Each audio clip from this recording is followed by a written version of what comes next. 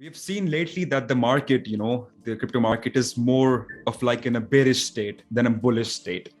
So what suggestions would you like to give to the new investors that plan on being where you guys are at the moment? Right. So, see, crypto market, even in the bullish market, it's not easy to make money. I'll be very honest. Definitely not. Uh, problem is for the new people, and this is exactly where Zignaly comes in, right? So, Zignaly actually addresses to the audience that is new to the market, right?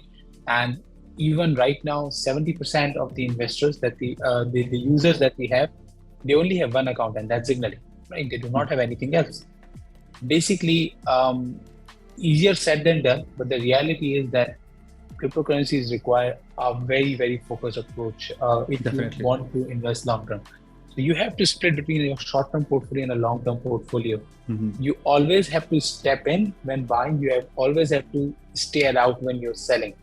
It cannot be a buying on day one and buying on and selling on one particular day.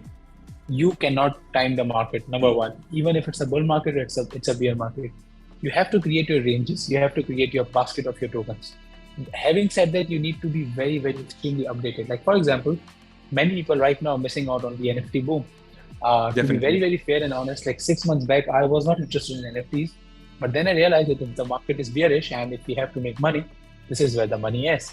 And in fact, Signally started working towards that. And we decided that we realized that if market stays the same for next 2 years or 1 year, 1.5 year, we need to give the means to make money to our community, right? And that's where we started working on NFTs. Even before that, we saw the demand for the vault and for the launchpad. We did that.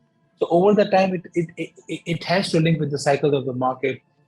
Which chains are being more important? Like for example, right now there are many chains trying to be active in the NFT market, but we all know that Solana and Ethereum, they are killing it, right? Everyone else is just Definitely. lagging They're behind. killing it.